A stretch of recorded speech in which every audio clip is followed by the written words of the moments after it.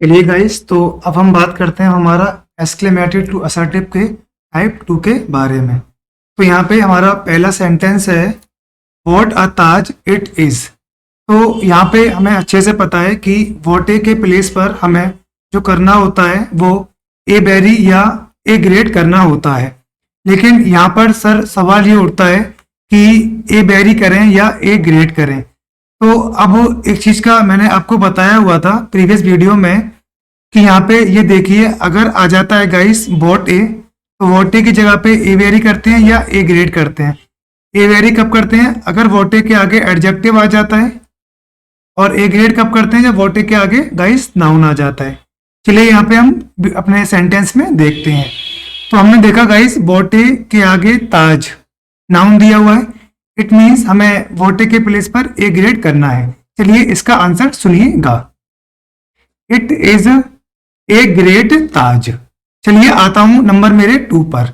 Number 2 है what a man he is.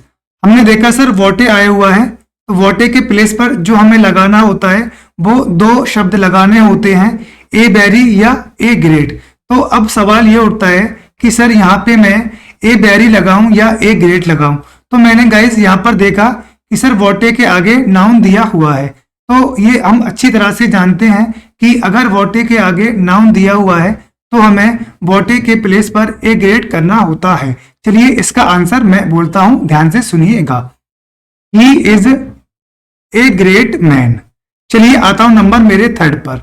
Number 3 में फिर सर वॉट ए आया हुआ है, वॉट ए जगह पर हमें जो करना होता है, वॉट ए के प्लेस पर जो हमें करना होता है ए बेरी या ए ग्रेड करना होता है। तो हमने देखा गाइस वॉट ए के आगे क्या है, ये एडजेक्टिव दिया हुआ है, तो हमें वॉट ए के प्लेस पर जो करना है वो करना है ए बेरी। चलिए इसका आंसर ध्यान से सुनिएगा, he is a very great man.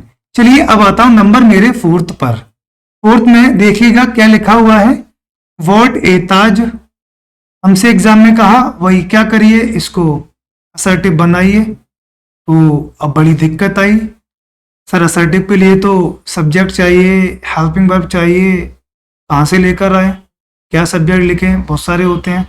लेकिन सब्जेक्ट में जो हमें लिखना होता है प्रोनाउन लिखना होता है, इस चीज़ का ध्यान रखेंगे। सर क्या लिखें? तो वॉट ए ताज है, ताज की तरफ इशारा है, तो इस चीज़ का ध्यान रखें। अगर एक्सक्लेमेटरी से असर्टिव बना रहे हैं और हमें कोई सब्जेक्ट वगैरह नज़र नहीं आता है तो हम क्या करेंगे, मीनिंग के हिसाब से।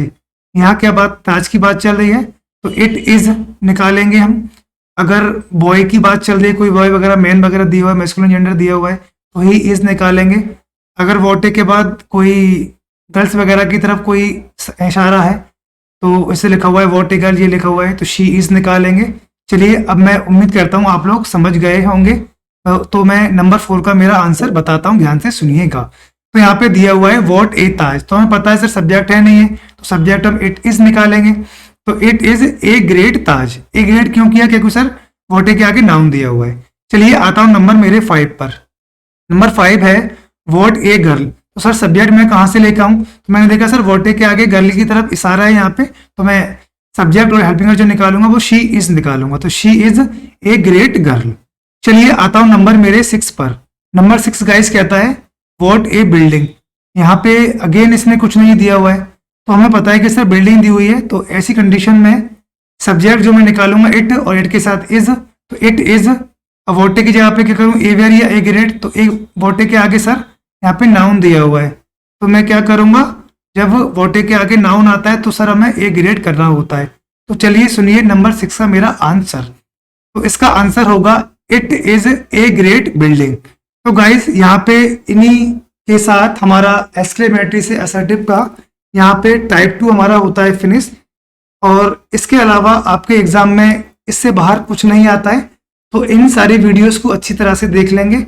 और घर पे जब मैं जैसे आपको पढ़ाता हूँ तो साथ साथ अपने नोटबुक और पेन लेकर बैठा करिए, और उसको साथ साथ मैं वीडियो में थोड़ा टाइम लगता है तो उसको क्या, तो आराम से अगर आप चाहो तो उसको आराम से लिख सकते हो। तो साथ साथ इसको इस तरह से अपने करते हुए चला करिए, और घर पे जो सेंटेंस में दूँ उसको प्रैक्टिस करा करिए। तो यहाँ पे हमारा एक्सक्लेमेटरी से असर्टिव का जो सेशन था ये सारा हमारा होता है फिनिश।